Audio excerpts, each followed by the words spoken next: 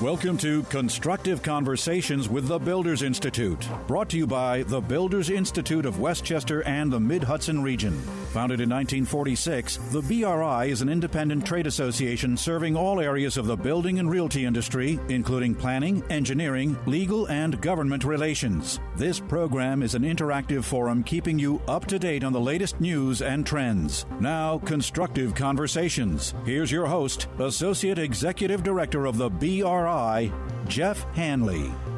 Good Saturday afternoon. Welcome to Constructive Conversations with the Builders Institute. We thank you for joining us on this Saturday afternoon, a special afternoon broadcast of Constructive Conversations with the Builders Institute. I am Jeff Hanley, Associate Executive Director of the Builders Institute and your program host. We are coming to you live from the studios of AM 970 The Answer in New York City. The Builders Institute, which is also known as the Building and Realty Institute, is a building, realty, and construction industry membership organization. Our association has more than 1,800 members in 14 counties of New York State. We are truly a statewide business organization. The Builders Institute consistently addresses issues facing the building, realty, and construction sector, as well as the general business community, and that is the focus of our program here on AM 970, The Answer. As I mentioned, we are live, so please feel free to call us at 866-970-9622 with any questions or comments that you may have. That number, once again, is 866-970-9622. This afternoon's program will look at what's ahead for owners and managers regarding energy costs as winter approaches. Our guest is David Singer, co-president and chief executive officer of Robison Energy and Original Energy, which is based in Portchester in Westchester County. Daniel and his company are longtime members of the BRI, and we are happy to have him join us this afternoon. Daniel, welcome to Constructive Conversations with the Builders Institute. How are you? I'm doing fine, Jeff. Thank you. Thanks for having me. You're very, very welcome. Please give us an overview of Robison and what your company offers to consumers in the New York metropolitan region. So Robison is a comprehensive energy supplier for homeowners and building owners throughout the New York metro area. So we're approaching our 100-year anniversary coming up in 2021. We sell and service equipment relating to oil heat, natural gas, electricity, plumbing needs, air quality, basically anything that helps people and businesses stay comfortable within their buildings. Real good, Daniel. Thanks for that summary. Let's jump right into it. The Farmer's Almanac, I know that's a little old school, but the Farmer's Almanac is promising that the upcoming 2019-2020 winter season will be another wild ride with frigid temperatures and hefty snowfalls affecting a majority of the country. The Almanac is stressing that the East Coast will endure the worst of the cold weather, as experts predict areas east of the Rockies all the way to the Appalachians will experience a particularly brutal season. I'm not making any friends with this, Daniel, but I have to continue to set up the program. With these colder than normal temperatures and above normal precipitation, the Farmer's Almanac also warns that a wintry mix of consistent rain, sleet, and snow is likely along the East Coast. And it stresses the following point. Remember last year's polar vortex? Get ready for round 2, the Farmer's Almanac says. Okay? Now that I've got everybody upset, we'll start the questioning. But I did think that was a necessary setup, Daniel. With that being said, Daniel, what can you tell us about heating oil prices for owners, managers, and consumers for later this fall and the winter of 2019-2020? Well, generally, what we've been seeing in the oil markets, it's been relatively stable over the course of the last 3 or 4 months. And when I say relatively, that's compared to the roller coaster rides that we've seen over the last decade. People ask me all the time, friends of mine ask me, Dan, do you think prices are going to go up, or do you think they're going to go down? And the only answer I give, which is the only honest one I can give, is when I say, do I think they're going to go up or they're going to go down, I say yes. That's what they're going to do. I think volatility is really the name of the game right now. If you can tell me right now what's going to happen between Iran and Saudi Arabia, what's going to happen with the Chinese trade war, what's the weather really going to be, what's going to happen with the impeachment talk, or what the president may tweet about a different situation. All these things have magnified effects on the oil markets, and it causes significant volatility.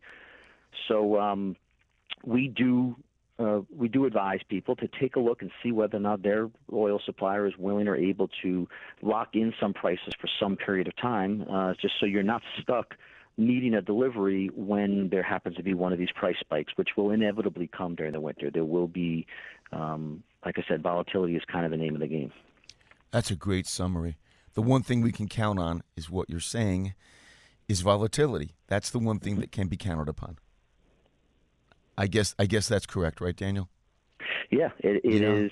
It is a very volatile market. Again, the good news is that supply right now, the domestic supply of the refined product, is ample for the kind of winter that we might be expecting.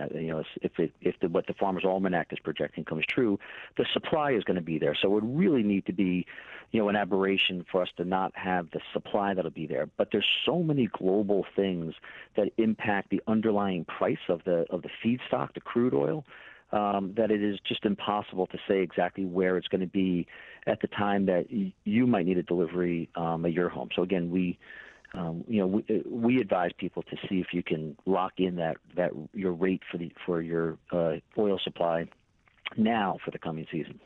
Daniel, what about natural gas prices for owners, managers, and consumers? Where do you see those situations going?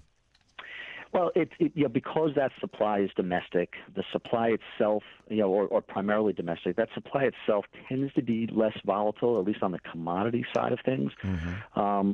But the other thing that we see oftentimes in natural gas are acute supply issues very locally. So there could be dynamics such as peaking charges if you get into one of those polar vortex periods of time. Where the demand is particularly robust and the system just can't keep up with it. There is a class of natural gas consumers who, especially commercial customers and multifamily homes, who might avail themselves of some lower prices of natural gas by being on an interruptible program. But need to make sure then in these interruptible programs, meaning that you can get a better rate on your transportation portion of your natural gas bill if you're ready on a moment's notice to turn off the use of natural gas and flip to an alternative fuel such as heating oil. And I would caution those consumers to make sure that your heating oil supply is secured and your tank is topped off prior to those things coming, because it's at those times when the demand is at its highest that it's particularly hard to secure supply. Daniel, what can owners and managers do in terms of energy-saving practices for the upcoming winter season? Owners and managers of multifamily buildings, owners and managers of commercial or retail facilities, are there any tips you can offer in terms of energy-saving practices? Well, look, a lot of these tips are the same things that we've all been talking about for decades now. There's always things we could be doing to better seal the envelope of our building, make sure that insulation is done, make sure the windows are new and there's not drafts around the windows. Insulation is at its proper level for the type of building that it is. But again, it's the simple thing like closing the window, closing the door. Making sure that you're using setback timers, either smart thermostats or something that would lower the temperature when the building is not occupied, raise the temperature when the building is occupied. Especially when you talk about commercial properties. You and I were talking briefly just before we went on the air. the weather doesn't know what time of day it is. The weather doesn't know what day of the week it is. So oftentimes a building owner will think, okay, they're done because if their operations close on a Sunday, well, then they're fine, and they're not they're not going to be using energy, and they don't need to worry about keeping their customers warm. But the reality is that building still needs to stay warm because it has probably water, domestic water. Then you need to make sure it isn't going to freeze. You need to make sure that the doors are properly closed and properly insulated, and that all the equipment is running properly 24/7. I'm a single-family homeowner. I'm a unit owner in a condominium. I'm a shareholder in a cooperative. I'm a tenant in a multifamily building. The tips that you just gave most definitely apply to all the groups that I just mentioned, correct? Absolutely. Yeah, okay, all right. And I would imagine that would be the same case for a property owner or manager of commercial buildings or retail buildings. Yeah, absolutely. It's being cognizant of what your energy use is, regardless of the time of day, regardless of what's going on in your building. Yeah, you absolutely could have your building at a lower temperature when you're not occupied, when you're out at work during the day, or if you're a commercial property when you're closed during off hours.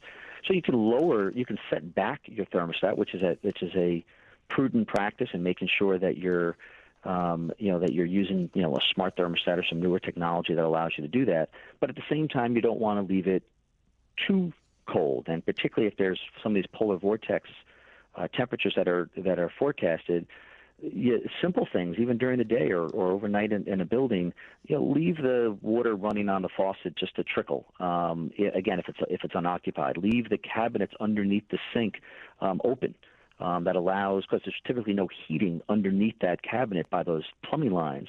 But just by leaving that cabinet open, the warm air from the rest of the conditioned space in the building will warm those pipes. So if you get to those really cold polar vortex temperatures, there's simple steps that can be taken to make sure that you're keeping your building safe while you can still set back the temperature and not necessarily keep it at a what is a traditional room temperature.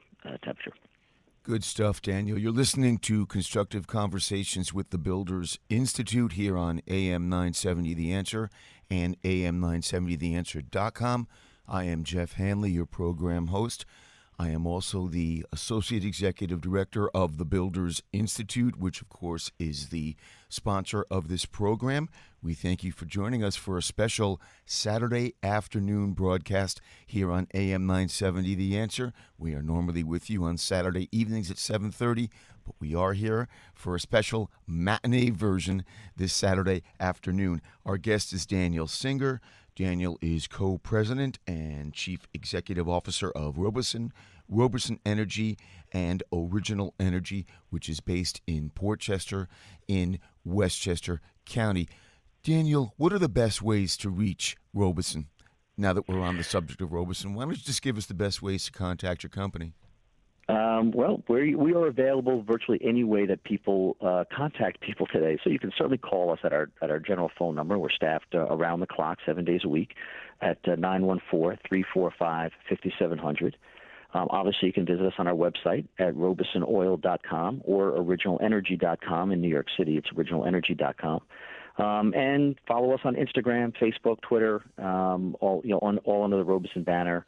And we, again, are perpetually monitoring all those communication channels, literally 24 hours a day, 7 days a week. Daniel, I'm a property manager. I'm a property owner. What are the key heating issues that I'm concerned with in the months ahead? Well, in the immediate months ahead, obviously, you want to make sure that you don't wait until the last minute to secure your oil supply. Oftentimes, people will, in effect, try to play the market, and may delay timing of an oil delivery because they think the price of oil on that given day might be higher, or it might go down the next day. It's a dangerous game to play price-wise, because you could find yourself on the other side of that so-called trade. But if you wait until the weather turns cold, it's very taxing on the whole logistical system. This isn't a Robison or an Original Energy unique issue. This is a system-wide issue. We try to schedule deliveries as ratably as possible, and we'll oftentimes make deliveries at times where consumers might be like, well, why are you delivering now? It's not even cold out. Well, we service over 20,000 homes and buildings in the area, and when you try to do that with a fleet of less than 30 trucks, you can't get to everybody on the same day. So I would really caution people not to wait to the last minute to make sure that their oil supply and their tanks are, in fact, topped off and ready for any cold weather that might be coming. You guys have a great website. It's a tremendous, tremendous website, and it describes the many services that Robison offers to consumers in the New York metro region. Can you touch on those services for a bit, Daniel, please? Sure. Like I was saying earlier, we don't really consider ourselves to be an oil company. We don't even really consider ourselves anymore to be an energy company. We are a home comfort company. One of the things that people need to be comfortable in their home is the supply of an energy source, to create BTUs to warm their home. But we're also will help people stay cool by providing air conditioning service. We'll make sure people have a proper water supply through our plumbing services, air quality, humidification, dehumidification, air cleanliness, mold remediation. But basically anything that keeps someone comfortable in their home, there's a service that we'll provide. And if we don't do it ourselves, we've got a very deep network of partners that can do it. So we like to think of ourselves as the one place to go when you have a question regarding your home. This is a bit off topic, but you mentioned a term that I think we should cite: mold remediation. Our region in the last 2 years has had a great deal of precipitation. Are you seeing questions and inquiries regarding mold remediation on an upswing to your offices? In other words, are people calling regarding mold remediation on a more frequent basis? Well, we saw an uptick starting probably about 8 or 9 years ago, and has been very steady ever since then. The reality is, statistically speaking, about 1 in 10 homes have mold contamination. Obviously, the majority of it just hasn't been discovered yet, or people don't come across it. It's the reason why we train our technicians that when they're going into people's basements to go in with their eyes open and not just look straight ahead with blinders at the boiler, but to perhaps make people aware of other issues that might create health concerns in someone's home. And mold is a very large part of it. I think what we're seeing more of today is not necessarily the increase of mold and some of these other contaminants that affect people, even though there is the uptick for the reasons that you mentioned. We're also seeing more and more people more sensitive to these issues. There seems to be more people with asthma issues and other breathing allergies and things of that nature, that people have just become more sensitive to these air quality issues, and that has created more demand for consultation and people to come up with comprehensive solutions. All right, it's 1:51. We still have time for questions. The number is 866-970-9622. Again, that number is 866-970-9622. We're talking about energy costs for the upcoming heating season for late fall and for winter. Our guest is Daniel Singer. Daniel, as we mentioned, is the co-president of Robison Energy, Robison Oil, which is based in Portchester in Westchester County. Robison services the entire New York metro region. And I loved what you said earlier, Daniel. You're getting close to the 100th anniversary of your company, and that is quite an accomplishment. Congratulations on that. Thank you. I don't know if you were aware. It is a family business. My grandfather got into this business with his father, worked with his brother. My father, came into the business when he graduated University of Illinois. Actually met my mother in the office. So it is truly a multi-generational family business, and my brother and I are very proud to be able to carry on that work. That's a great story. Congratulations on that upcoming anniversary. And thank you so very much for your company's support of the Builders Institute and the Building and Realty Institute. We really appreciate the support and the guests that you and David have made on our program here on AM 970. The Answer. You are our go-to guys when it comes to energy costs. Okay, we've got about 4 to 5 minutes left. We'll do a quick recap. Is that okay, Daniel? We'll do a quick recap of what we just talked about. What do you see in terms of heating oil prices for owners, managers, and consumers in the weeks ahead? Well, as I was saying earlier, we see volatility being the name of the game. We don't expect prices to necessarily skyrocket overall unless there's some other type of major supply outage. We did make it through the hurricane season relatively unscathed, but there's so many global geopolitical wild cards going on right now in the world that can affect this that volatility is a concern, so we do caution people to potentially hedge and lock in some prices. And Daniel, what can be expected in terms of natural gas prices for owners, managers, and consumers as we approach late fall and the early winter of 2019-2020? Gas prices appear to be relatively stable. Supply is plentiful. There is always a risk of peaking charges at peak demand time, so it is important that if you are an interruptible type gas customer, that your alternative fuel source is properly stocked and ready to go in the case of one of those interruptions. Okay. What can owners and managers do, Daniel, in terms of energy-saving practices for the upcoming winter season? Well, of course, insulation is the name of the game. There is one other thing I didn't mention earlier that we also like to make sure people avail themselves of, or at least explore, and that's the whole concept of biofuels and bioheat. We sell a variety of different blends of biofuels. It's a mixture of soy-based biofuels with heating oil that burns in the same equipment that people have in their homes.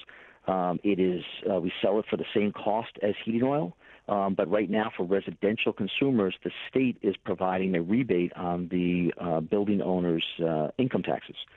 So for every percentage of biofuel that your fuel source is made of, let's say if it's what we call a B20, meaning 20% biofuel to the 80% conventional heating oil, you get 20 cents per gallon of every gallon you buy back as a direct tax credit on your New York State income taxes. And that would be the same for multifamily homes as well as a residential building. Wow. So that is something that we encourage people to avail themselves of. We sell a variety of different supplies of anything from a B5 to a B10, upwards of a B20. And that is really that's where we're partnering with the state and the governor, whose initiative it is to lower the state's carbon emissions.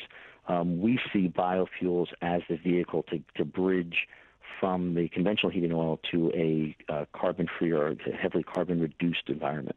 Daniel, where can I get further information on the topic you just mentioned? Is there a website? Is there a 800 number a property manager or property owner can call? Well, certainly, through originalenergy.com or robisonoil.com, we have plenty of information on our website about that.